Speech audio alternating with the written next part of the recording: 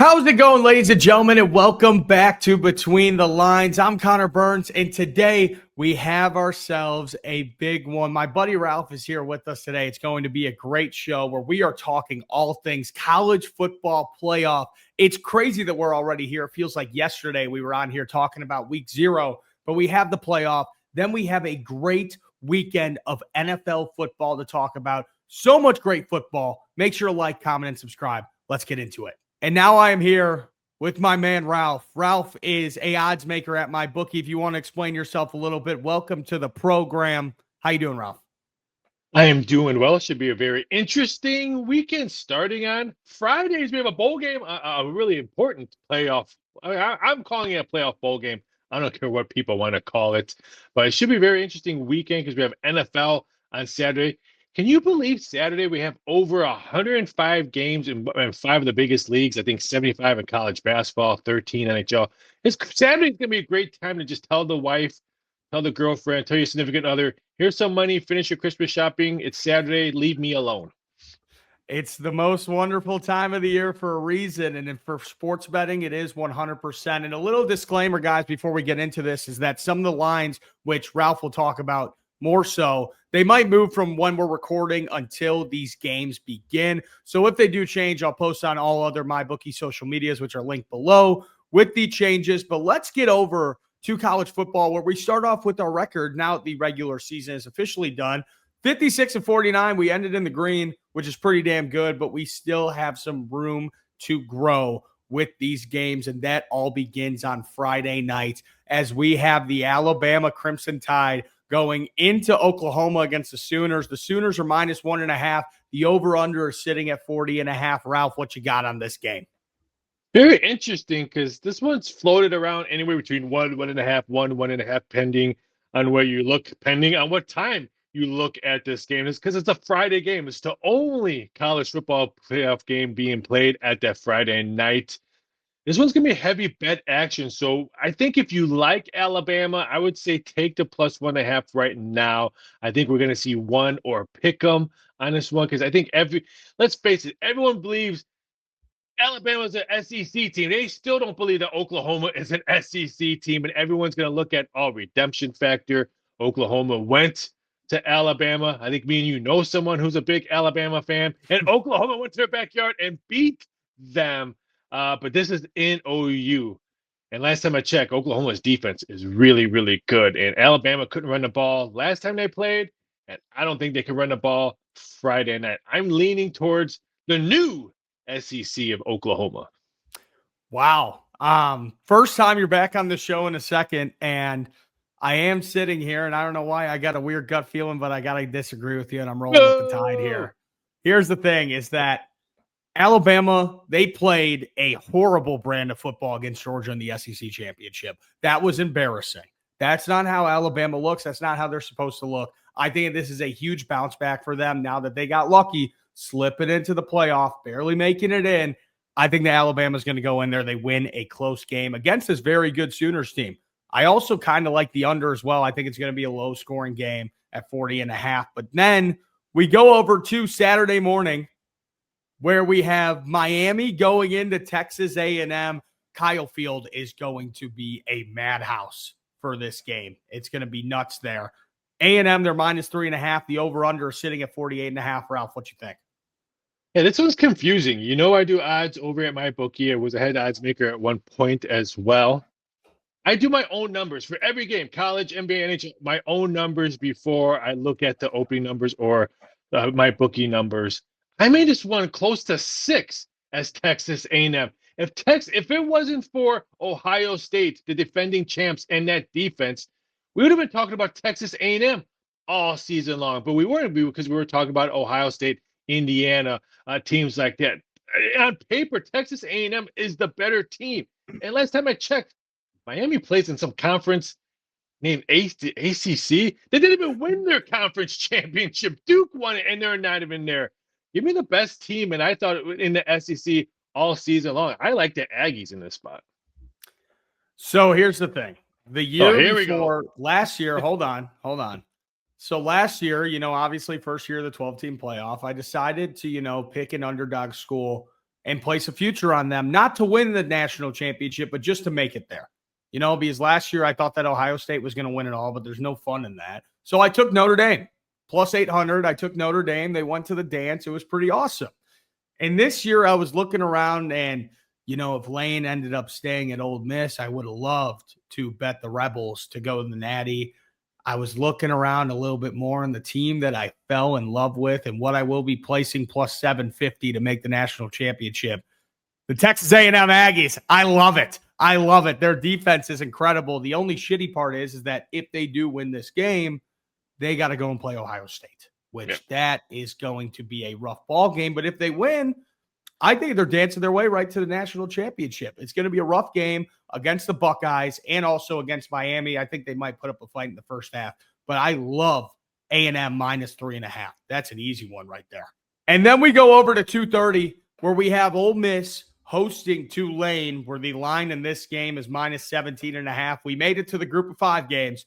The over-under is sitting at 56.5. Ralph, what you think? I mean, I do have a backyard in the state of Louisiana.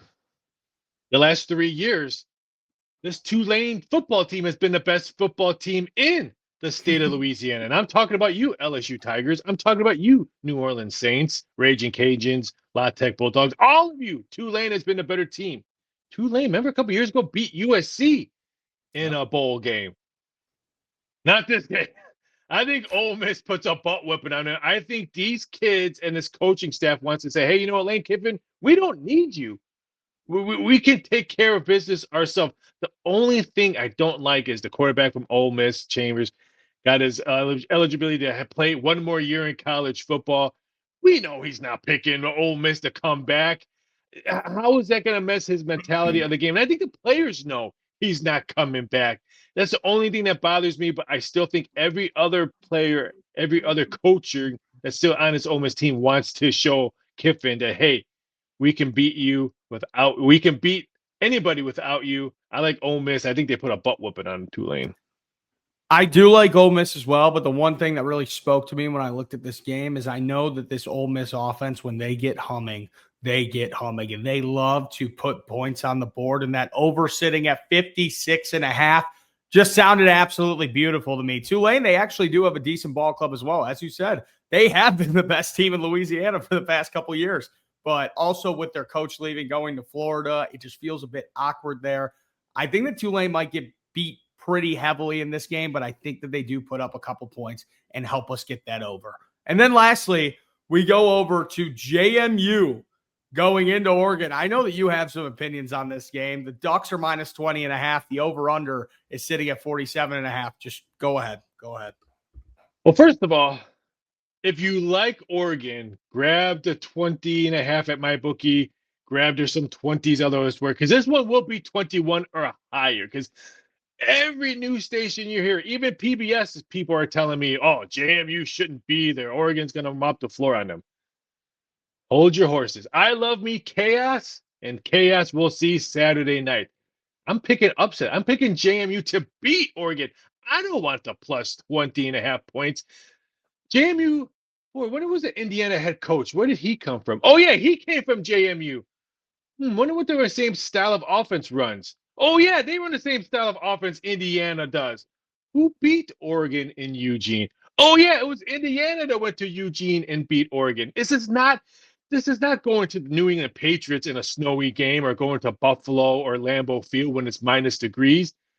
The Oregon State Beavers have gone to Eugene and beat Oregon many times. I just think we're going to see chaos, and I'm tired of the narrative of the school shouldn't be here. What if they have injuries in the first quarter? Anything can happen. JMU shocks the world. They beat Oregon. You see, I don't know if I'm going to go that far.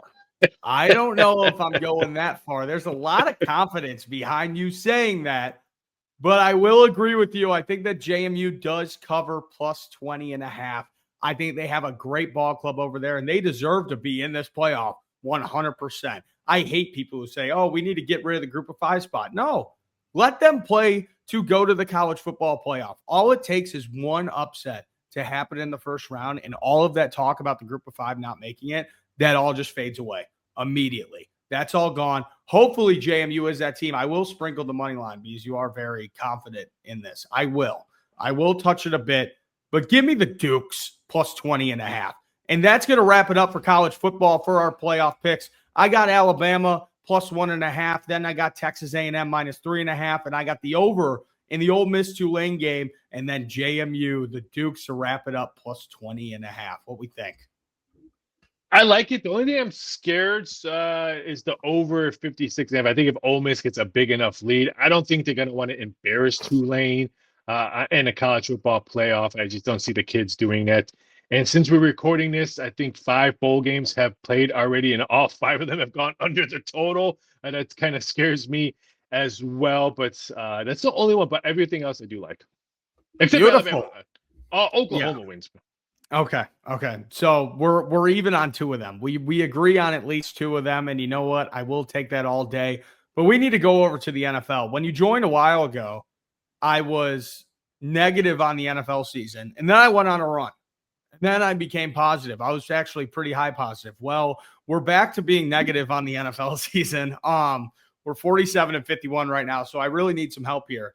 And we start off with my hometown team on Saturday night. The game that might overshine JMU Oregon probably a lot because this is a big one right here. The Green Bay Packers coming into Chicago against the Bears. The Bears are plus 1.5. The over-under is sitting at 46.5 for first place in the NFC North, basically. What do you think? It's no secret being in this industry of sports gambling and odds making for almost 25 plus years. It sucked to win the greatness of the NFL. And I am so mad that the NFL did this, but 2 games. We should be enjoying the 3 playoff college football games. But you said it. This game right here is going to overshadow college football because this game means something. Chicago at home looking for some redemption, losing by they lost by 6 or 7 against Green Bay 2 weeks ago. But now Green Bay's coming in limping to Soldier Field. And that's when they just lost Michael Parsons, who's the quarterback of the defense of Green Bay. I love me momentum. When any sport you look at, momentum, because that just travels through the locker room, travels through the field or court, whatever sport you're looking at. I like the Bears plus 1.5. The only thing that scares me, why does Chicago have to announce that they're expanding their search to Indiana to look for a new stadium? Couldn't they wait till after the playoffs or after the Bears win the Super Bowl or anything to announce that? Horrible timing. It's terrible timing, but that's just how the Chicago Bears organization is. They're a bunch of assholes, even though I do love this team. And I hate to put the Bears on here. I do, because I hate to have a little bit of bias in me. But I am trusting my squad in this one, and I am taking the Chicago Bears plus 1.5. I think that they could get it done. The only thing that sucks is the injury report just came out. No Luther Burden, no Rome Odunze for Chicago, which is a pretty big blow for our offense. But I mean, yeah, but Rome Odunze hasn't played in 3 weeks, so it's not like this is his first week. It's not like his first week he missed. So they're playing without him. So that doesn't really scare me that much. But I think defense is going to be the big key for both sides. And I mean, you still have a big name wide receiver who makes a lot of money named DJ Moore on that side of the ball. Yep. And you also have Colston Loveland, and you got Cole Kmet and DeAndre Swift. The list goes on. They got to win this ball game. This is a must win for the Bears. Bears plus 1.5. And then going over to Sunday, we go from a great game to a shitty game. Talking more Louisiana on here. We have the Jets going into New Orleans versus the Saints. The Saints minus 4.5. The over under at 40.5. What do you think? Can't believe we're going to see this, but grab the Saints number now because this will be probably 5.5. Because I can't believe I have to say this as well. The Saints are a hot football team right now. They won back-to-back games, back-to-back division games as well. And I think the Jets just can't wait to the season. They're planning their vacation already. The Saints are not planning their vacation because I think a lot of these young players that they're playing are looking for jobs next year. I think now that Tyler Shough, who's not just shucking oysters in New Orleans, he's shucking touchdown passes and keeping this offense controlled. I think he's looking at, hey, you know what? I'm QB1 coming into next year. Now it helps the Saints think, okay, now we don't have to draft a quarterback. Now we can maybe just sign a free agent quarterback to be a backup, and we can use our draft picks to help other areas. I like the way the direction the Saints is going, and direction's positive again this week. I like the Saints. And I am right there with you as well. Yeah, this Saints team is absolutely rolling. I never thought I'd say it because they look like an absolute dumpster fire the entire regular season until these past couple weeks. Like, I thought that Carolina was an absolute lock last week, and then they just double went digits. out there. They lose by double. They had to lead by double digits. Carolina. Yeah, it's nuts. The Saints are completely rolling right now. I like them -4.5. I even like buying them up a little bit if you're really feeling frisky with the two. New Orleans, they are rolling right now. And going over to our next noon game, we have the Chargers going into Dallas against the Cowboys. Cowboys are -2.5, over under 49.5. What you got? This one's a tough one because what's the Dallas mentality knowing that they're pretty much out of the playoffs now? The Chargers are still fighting for a playoff spot. If Dallas still wants to play and all that, then I think the over is a good shot. I think both quarterbacks are going to be slinging the ball all around. We could probably see a high-scoring game. If Dallas' mentality is just, we're waiting for next year already, then I don't think they're just going to run the ball and maybe stall the clock out, and we see a low-scoring game. I'm leaning towards the over on this one because I think both quarterbacks still want to show that, hey, you know what? Even though our season is over, especially Dak Prescott, I think he's going to sling it on because he has not one but two really, really good wide receivers. Yeah, I am kind of sitting near you on this one. I love the Dallas Cowboys here, -2.5. I think this Cowboys ball club is a lot better than people give them credit for. I think they could fight with almost anybody in the NFL. And even though they're not playing for anything, I think the mentality in Dallas is still to go out there and put on a show, and they're going to try and win this game. And the Chargers just seem a bit shaky to me. I don't know what it is. This entire season, they just feel weird to me. I like the Cowboys -2.5. I think that they win this game by 7 or maybe even a little bit more. Kind of shocked the NFL here. A weird win for Dallas. I love it. And then going over to 325, we have an interesting one here. The Pittsburgh Steelers, who have just been an odd team all year, very hard to call, against the Detroit Lions in Detroit. The Lions are -7, over under 52. What you got? This was a big game for the Lions because you know what they have to do on Saturday? They get to watch the Packers-Bears game, and that's got a huge outcome to them to see how their seeding goes in that division because I still think only 2 of them make the playoffs in that division. I like Detroit in this one, even though Dan Campbell leaves so many points off the field. Every game I'm thinking, what is he doing? Why is he going for that? Pittsburgh's not that big of a road team. I don't like them. They've looked big games. They beat Baltimore last week. They won.